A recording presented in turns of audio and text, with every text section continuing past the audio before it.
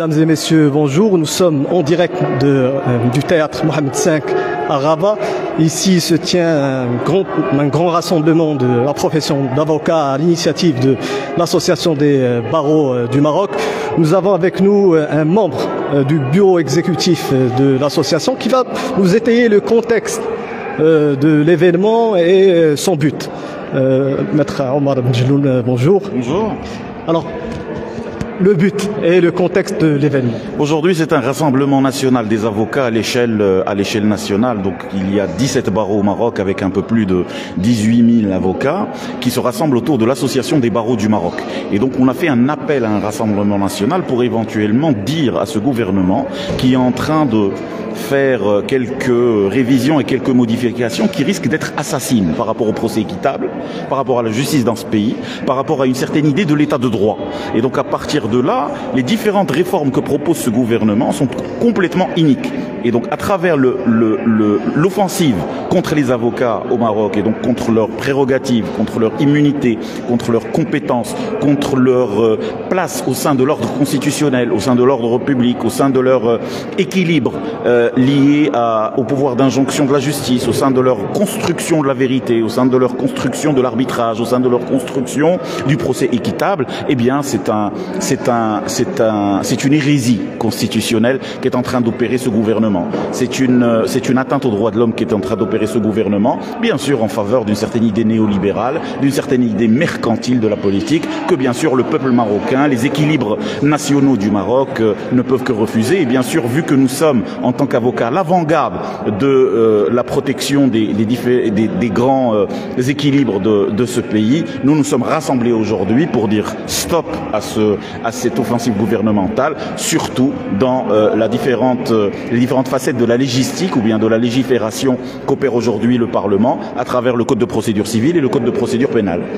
Donc vous précisez qu'il s'agit bien de deux projets de code. Aujourd'hui, la grande urgence, c'est la légifération liée au Code de procédure civile et au Code de procédure pénale. Mais nous avons aussi la question des impôts, nous avons aussi la question de la couverture sociale, nous avons aussi beaucoup de facettes où l'avocat marocain aujourd'hui, les barreaux, les instances ordinales, les conseils de l'ordre, les bâtonniers se sentent agressés et ont peur pour éventuellement la place de la justice dans ce pays, vu que les avocats et la défense sont une aile fondatrice de la justice dans ce pays. Alors pour les spectateurs, un exemple concret d'une disposition que vous estimez préjudiciable pour la profession et par extension pour le procès équitable, pour le justiciable. Très bien. D'ailleurs, c'est une offensive. Quand on parle d'une offensive contre le Code de procédure civile ou le Code de procédure pénale, nous ne contestons pas l'amenuisement des prérogatives de la défense. C'est en défendant justement les citoyens que nous refusons ces différentes dispositions. Vous imaginez qu'à 30 000 dirhams, à moins de 30 000 dirhams, vous ne pouvez pas faire appel.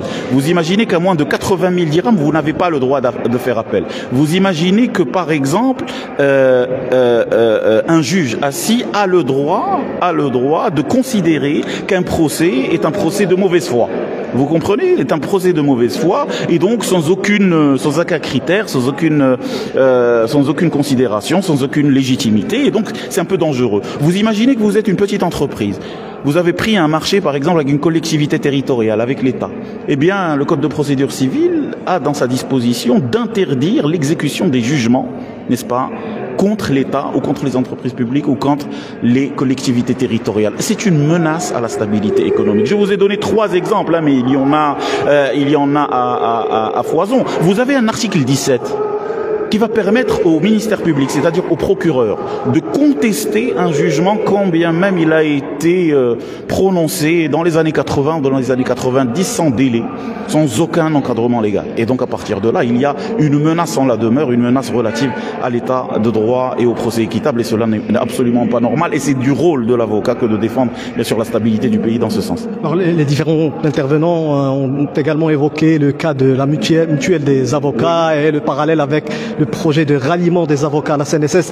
Oui. Quelle est la position Alors, la question de la couverture sociale est en contradiction avec certaines dispositions qui sont plus importantes que cela, qui sont relatives à l'indépendance de l'avocat pour assurer un procès équitable. et surtout que nous avons déjà une mutuelle générale qui garantit aussi bien le soin que la santé. Donc nous n'avons pas à intégrer, pour des raisons absolument comptables et complètement financières, nous n'avons pas à intégrer un système que les fonctionnaires eux-mêmes de la CNSS refusent, vu qu'ils fondent leur propre mutuelle. Donc nous ne sommes ni des ouvriers, ni des salariés, ni des commerçants, ni des artisans.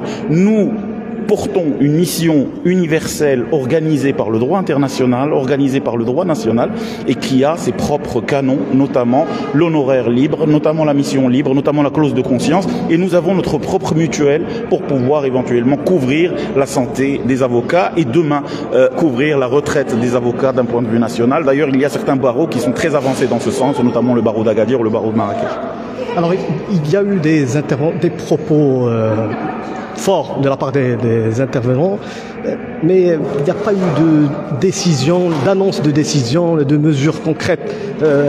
Pourriez-vous nous donner... Alors aujourd'hui, il y a deux grandes facettes. Il y a une conscience collective qui décrit, qui diagnostique la situation actuelle, la situation de rupture qu'opère ce gouvernement. Et nous ne pouvons qu'être fiers du rassemblement national, de l'unité de voix des 18 000 robes noires aujourd'hui pour crier au scandale. Les avocats aujourd'hui sont en danger. Les avocats en danger, il y a plusieurs mécanismes d'ailleurs d'ordre international qui protègent les avocats qui sont en danger. Aujourd'hui, l'avocat marocain est en danger par rapport à une législation précise qui veut tuer son immunité, tuer ses prérogatives et tuer ses différentes compétences. Donc par rapport aux décisions,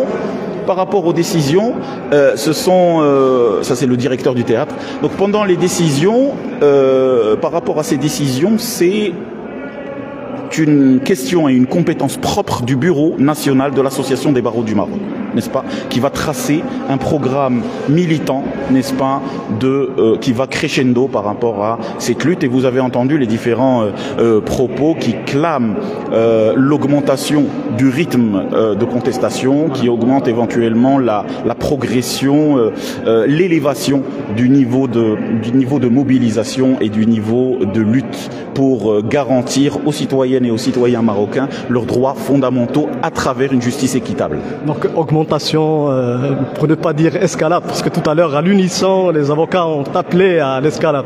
Quelle forme pourrait prendre cette augmentation? Nous allons le décider dans nos instances ordinales, notamment le Bureau national des barreaux du Maroc et les différents conseils de l'ordre. Maître Omar Benjeloun, merci infiniment. Merci beaucoup. Merci d'être venu.